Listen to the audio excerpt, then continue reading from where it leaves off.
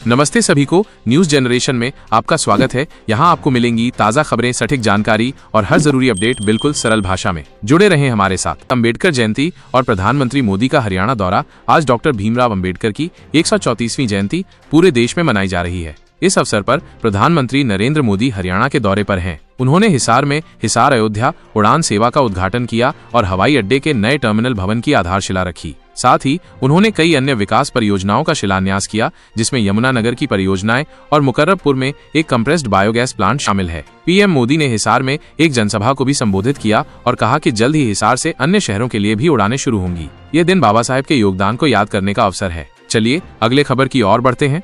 भगोड़ा कारोबारी मेहुल चोकसी बेल्जियम में गिरफ्तार। पंजाब नेशनल बैंक पीएनबी घोटाले के मुख्य आरोपी और भगोड़े हीरा कारोबारी मेहुल चोकसी को बेल्जियम में गिरफ्तार कर लिया गया है। करीब 13,850 करोड़ रुपए के इस घोटाले का आरोपी चोकसी कथित तौर पर इलाज के लिए बेल्जियम गया था। भारतीय जांच एजेंसियों, प्रवर्तन निदेशालय, ईडी और केंद्रीय जांच ब्यूरो सीबीआई के अनुरोध पर बेल्जियम पुलिस ने उसे 11 या 12 अप्रैल को गिरफ्तार किया। अब उसे भारत प्रत्यर्पित करने की प्रक्रिया शुरू की जा सकती है।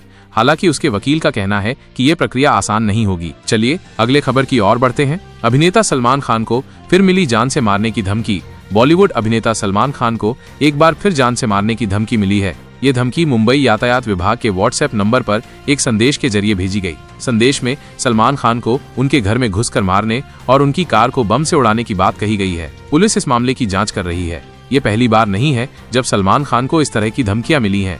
पहले भी उन्हें लॉरेंस बिश्नोई गिरोह से धमकियां मिल चुकी हैं। चलिए अगले खबर की ओर बढ़ते हैं। झारखंड के हजारीबाग में धार्मिक जुलूस पर पथराव के बाद तनाव। झारखंड के हजारीबाग जिले के झुरझुरी गांव में एक धार्मिक शोभा यात्रा के दौरान कथित तौर पर पथराव की घटना हुई। ये घटना मस्जिद के पास हुई, जिसके बाद गुस्साए लोगों ने 2 घरों में आग लगा दी। इस झड़प के कारण दिल्ली कोलकाता राष्ट्रीय राजमार्ग पर ट्रैफिक जाम हो गया। हालांकि पुलिस ने मौके पर पहुंचकर स्थिति को नियंत्रित कर लिया है और अब हालात सामान्य और शांतिपूर्ण बताए जा रहे हैं। पुलिस मामले की जांच कर रही है। चलिए अगले खबर की ओर बढ़ते हैं। तेलंगाना ने अनुसूचित जाति वर्गीकरण लागू किया। तेलंगाना सरकार ने राज्य में अनुसूचित जातियों SC के वर्गीकरण को लागू करने के लिए एक आधिकारिक सरकारी आदेश जारी किया है। इसके साथ ही तेलंगाना संभवतः ऐसा करने वाला देश का पहला राज्य बन गया है। राज्य के सिंचाई मंत्री N. उत्तम कुमार रेड्डी ने ये जानकारी दी। इस कदम का उद्देश्य अनुसूचित जातियों के भीतर विभिन्न समूहों को उनकी जनसंख्या के अनुपात में आरक्षण और अन्य लाभों का अधिक न्याय संगत वितरण सुनिश्चित करना है। चलिए अगले खबर की ओर बढ़ते हैं। मुर्शिदाबाद हिंसा, स्थिति शांतिपूर्ण, जांच जारी। पश्चिम बंगाल के मुर्शिदाबाद जिले में हाल ही में हुई हिंसा के बाद प्रभावित इलाकों में अब स्थिति शांतिपूर्ण लेकिन तनावपूर्ण बनी हुई है। कथित तौर पर वक्फ संपत्ति विवाद को लेकर हुई इस हिंसा में 200 से ज्यादा घर जला दिए गए और करीब 500 लोग विस्थापित हुए। पुलिस ने हिंसा के आरोप में 150 लोगों को गिरफ्तार किया है। जांच में social democratic party of India SDPI और बांग्लादेश के चरमपंथी संगठनों की संभावित भूमिका सामने आ रही है। प्रभावित क्षेत्रों में निषेधाज्ञा लागू है। चलिए अगले खबर की ओर बढ़ते हैं। दिल्ली में अंतर्राज्यीय बच्चा तस्करी गिरोह का भंडाफोड़। दिल्ली पुलिस ने गुजरात राजस्थान सीमा से बच्चों का अपहरण कर उन्हें दिल्ली NCR में बेचने वाले एक अंतर्राज्यीय गिरोह के 3 सदस्यों को गिरफ्तार किया है। यह गिरोह कथित तौर पर 30 से अधिक निसंतान अमीर जोड़ों को 5 से 10 लाख रुपए प्रति बच्चे के हिसाब से बेच चुका था। पुलिस गिरोह की सरगना बताई जा रही सरोज नामक महिला की तलाश कर रही है। ये गिरफ्तारी मानव तस्करी के खिलाफ एक बड़ी कामयाबी मानी जा रही है।